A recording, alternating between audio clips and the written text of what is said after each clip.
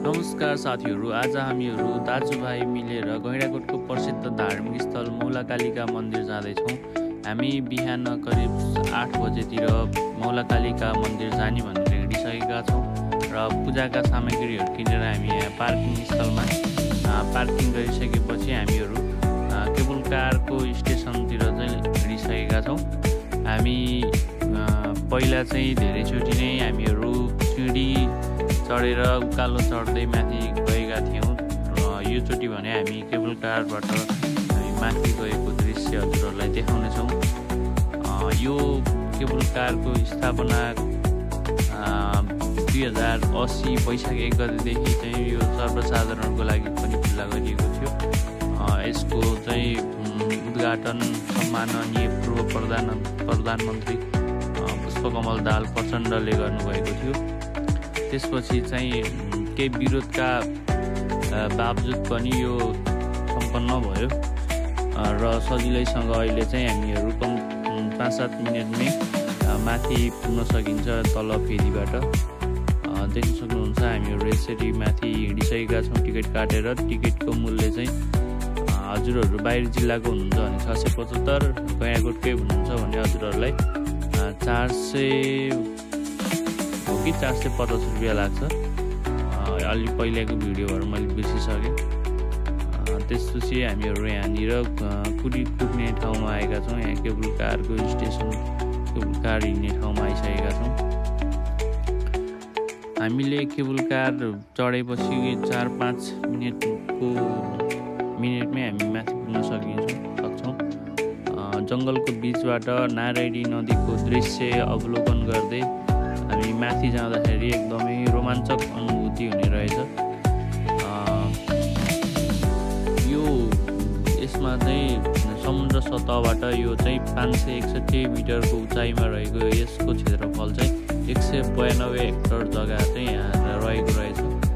यहाँबाट हजुरहरूले चाहिँ ऋषिमुनिहरूको तपोभूमि देवघाट धामको एकदमै सुन्दर रमणीय दृश्य पनि देख्न सक्नुहुन्छ हजुरहरूले यहाँबाट। त्यसैले आज हामीहरू यहाँ जाने जमर्को गरिरहेका छौँ। यो चाहिँ 15औं शताब्दीमा पाल्पाका राजा मणिमुकुन्द सेनले आफ्नो शासनकालमा सैनिक टुकुडी राखी देवघाट धाममा चक्रवर्ती शिला स्थापना गरेका थिए अरे। सँगसँगै सैनिक टुकुडीलाई शक्ति आराधनाका लागि यस ठाउँमा मौलो गाडी पूजा आराधना गर्ने व्यवस्था गरेका पनि रहेछन्। त्यसपछि त्यहाँका मानिसहरूले पूजा आराधना गर्ने गरेको किम्वदन्ती पनि रहेको रहेछ।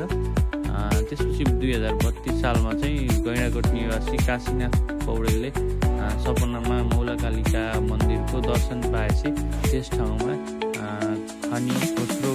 खोस्टी गरेर हेर्दा काठको मौलो र शिलाहरू भेट्टाएका रहेछन्। त्यसपछि स्थानीयहरूले त्यसपछि सानो मन्दिर बनाएर चैते दसैँ र बडा दसैँमा चाहिँ विशेष पूजाआजा गर्ने गएका रहेछन्।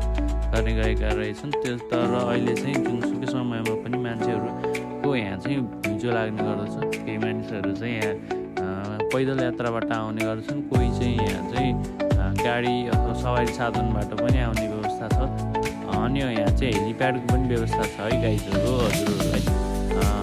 त्यसपछि केबल कार त भइहाल्यो। धेरैवटा माध्यमहरू 4वटा माध्यमहरू चाहिँ हजुरहरूले पाउन सकिन्छ। कुन दिनदेखि प्यारासुट पनि सुरु हुने हो त्यो चाहिँ भन्न सकिँदैन।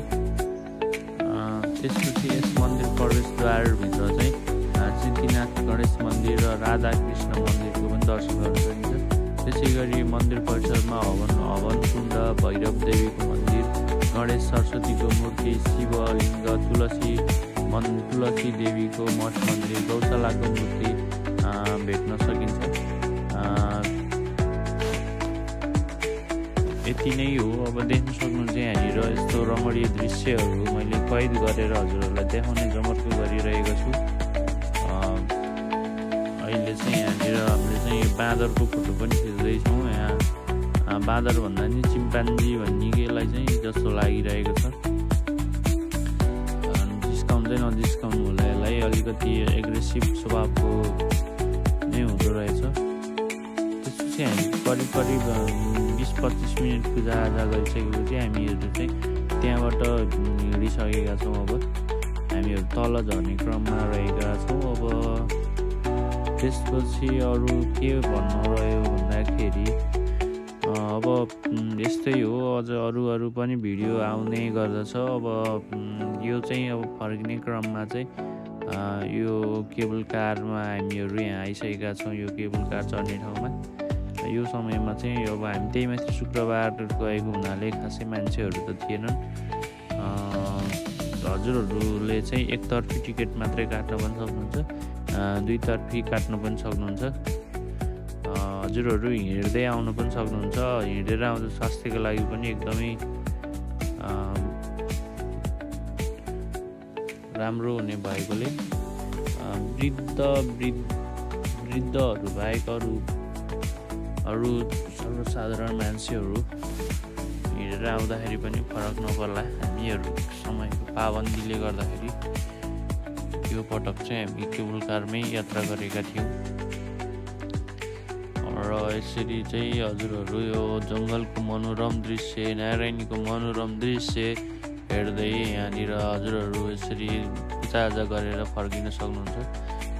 तल झरिसकेपछि हामीले 1-2टा क्लिपहरू फोटोहरू खिच्यौँ र हामीहरू चाहिँ त्यसपछि घरतिर चाहिँ लागेका छौँ। यहाँनिर यी गैँडाको सान, एकछिन गैँडाको मूर्ति पनि देख्न सक्नुहुन्छ।